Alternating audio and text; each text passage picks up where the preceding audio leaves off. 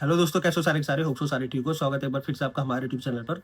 तो भाई जैसे कि आप सबको पता है आज हमारे डे 67 आने वाला है। तो सबसे पहले मैं बात करना चाहूंगा जो हमारे प्रीवियस वीडियोस में कमेंट्स थे और बच्चों के डाउट्स थे उन सब के बारे में। फिर हम डेली टारगेट की वीडियो शुरू करेंगे, ठीक है। तो सबसे पहले भाई का एक कमेंट था कि भाई हमारा जो रीजनिंग सेक्शन है उसमें टाइम का जब से आया तब से थोड़ा कंफ्यूजन हो रही है और हमारी स्पीड और एक्यूरेसी दोनों कम हो गई। तो उसके लिए हम क्या करें मुझे समझ नहीं आ रहा है। हमारा जो टाइम सेक्शन है वो माइंड को थोड़ा कंफ्यूज कर देता है, तो जिसकी वजह से जो हमारा सही से क्वेश्चन है वो भी गलत जाता है। तो भाई देखो उसके लिए एक ही चीज़ है, प्रैक्टिस। ठीक है, अगर आपका कोर्स कंप्लीट है, बिगिनर्स को थोड़ी प्रॉब्लम्स हो सकती है, मगर ये है कि अगर आपका पूरा कोर्स कंप्लीट है, आपने पहले क्वेश्चंस लगा रखे हैं, तो आपका यही है कि भाई प्रैक्टिस करो। बस जब भी क्वेश्चन करते हो तो टाइम जरूर लगाना है। अगर टाइम नहीं लगाओगे और पूरा टाइम कंज्यूम कर रहे हो आप एक क्वेश्चन में, तो वो आपको कहीं ना कहीं प्रॉब्लम देगा आगे चल के, ठीक है। और सबसे पहली चीज मैं बोलूंगा, जब भी आप रीजनिंग का सेक्शन लगाते हो ना, तो उसमें जो आपको लगेगा कि लेंथी है या फिर ये टाइम कंज्यूमिंग है, तो आप उसको स्किप कर सकते हो उस क्वेश्चन को, ठीक है।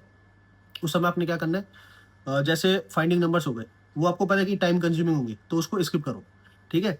कैलेंडर क्वेश्चन हो गए, डायरेक्शन क्वेश्चन हो गए, सिटिंग अरेंजमेंट हो गया, तो बाकी जो अदर अदर क्वेश्चन हो गए आप उनको कर सकते हो, बाकी चीज़ आप बाद में कर सकते हो, ठीक है। तो ये चीज़ होती है अपनी एक स्ट्रेटेजी बनाना, ठीक है। वो स्ट्रेटेजी कैसे बनाओगे, किसी के बोलने पे कुछ नहीं होता, ठीक है।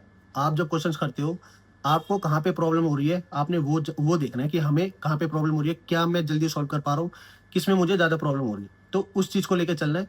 वो आपको आगे चल के देखना है कि हाँ भाई मुझे ये चीज़ पहले करनी है और ये चीज़ बाद में करनी है, जिससे मेरा टाइम मैनेजमेंट हो पाए, ठीक है। होप्स आपको समझ आ गया होगा मैं क्या कहना चाहता हूँ।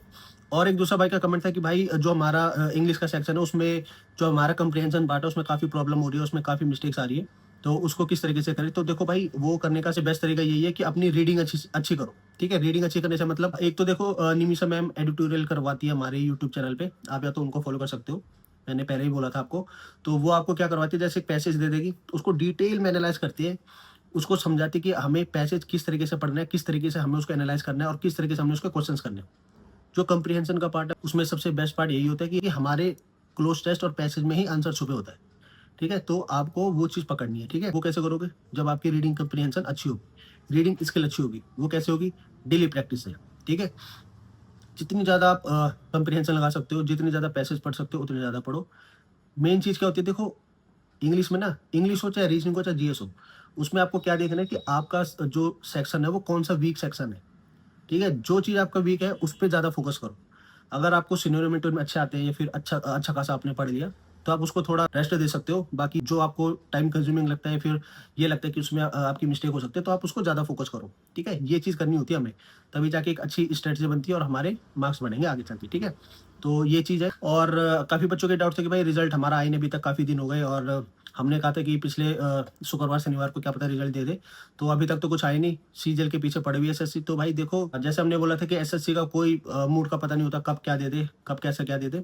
तो मैं यही बोलूँगा कि फिलहाल जब रिजल्ट आएगा तब आएगा। और काफ़ी यूट्यूब चैनल पे तो फालतू की वीडियोस बनाए जा रहे हैं लोग कि आज आ गया, आज आ गया, आज आ गया।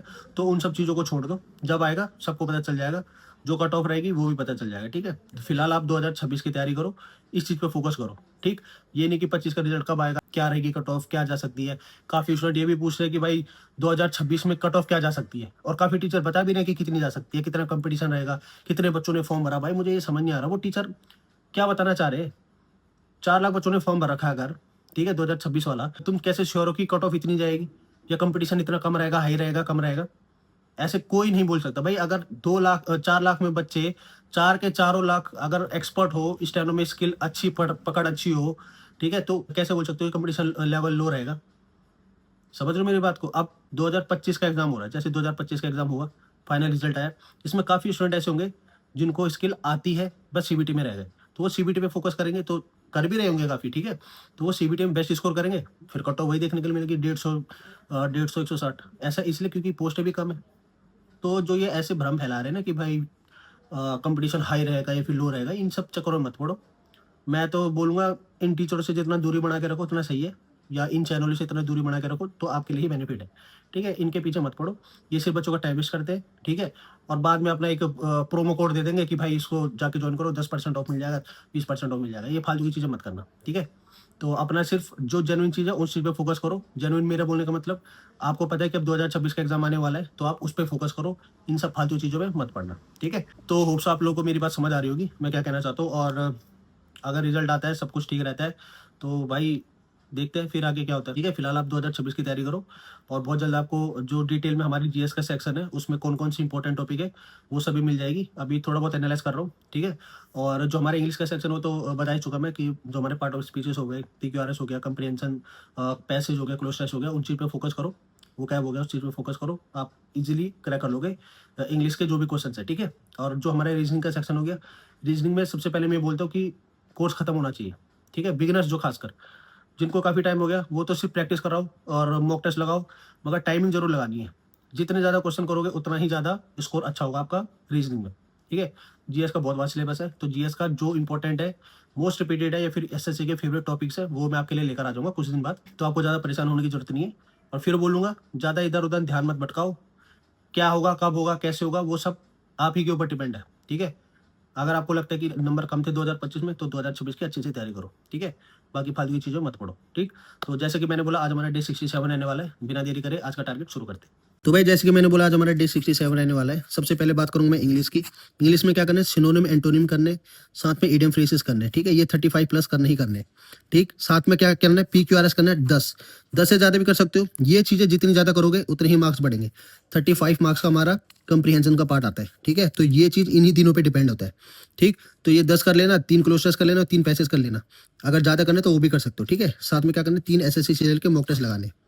मॉक टेस्ट जरूर लगाना है, उसको एनालाइज करना है कितने क्या गलती कर रहे हो, कहाँ पे गलती कर रहे हो।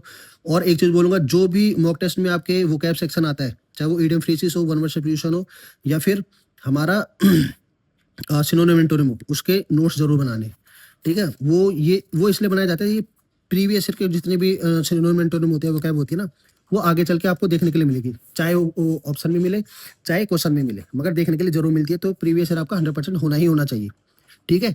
और अब बात करते हैं रीजनिंग की। रीजनिंग में ज्यादा कुछ नहीं, आपको कैलेंडर के क्वेश्चंस लगाने हैं और साथ में 3 एसएससी सीपीओ के मॉक टेस्ट लगाने हैं टियर 1, ठीक है। अब बात करते हैं जीएस की। जीएस में आज ज्यादा कुछ नहीं बोल रखा। जीएस में आपने क्या करना है, करंट अफेयर करने, कौन कौन से, अप्रैल और मई के करने, ठीक है। और साथ में ऑल न्यू अपॉइंटमेंट्स, जितने भी अपॉइंटमेंट्स हो रखी है और जितने भी स्पोर्ट्स से रिलेटेड जितने भी करंट अफेयर मिलेंगे, जो मैंने वन लाइनर बोला है, वहाँ पे एक अलग से टॉपिक होता है स्पोर्ट्स से रिलेटेड, उसमें जो भी आ रखा है मतलब 2026 में या फिर 2025 में, वो चीज़ आपको पढ़ना है और उसके हो सके तो नोट्स बना लेना जो आपको काफ़ी इंपॉर्टेंट लगे, ठीक है। बाकी जैसे मैंने बोला कि जीएस के आपको इंपॉर्टेंट नोट्स सारे मिल जाएंगे, तो ज़्यादा परेशान होने की जरूरत नहीं। तो ये आज का आपका टारगेट। तो भाई ये था आज का आपका टारगेट, होप्स आप लोगों को काफ़ी अच्छा लगा। और जिस तरीके से मैंने बोला कि हमारा जो करंट अफेयर का सेक्शन है 2026 में, और वो जैसे अभी मैंने दिया था अप्रैल और मई का, तो आपको उसको अच्छे से करना है, ठीक है।